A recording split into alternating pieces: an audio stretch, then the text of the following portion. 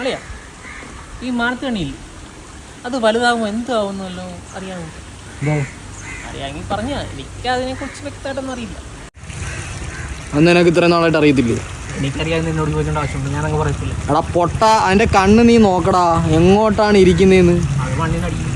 എടാ മാനത്തോട്ടല്ലേടാ, അതുകൊണ്ടല്ലേടാ അതിൻ്റെ പേര് മാനത്തണ്ണിന്ന് വന്നേ. അത് മാനത്തല്ലേ കിടക്കുന്നത്, വെള്ളത്തിലല്ലേ കിടക്കുന്നത്.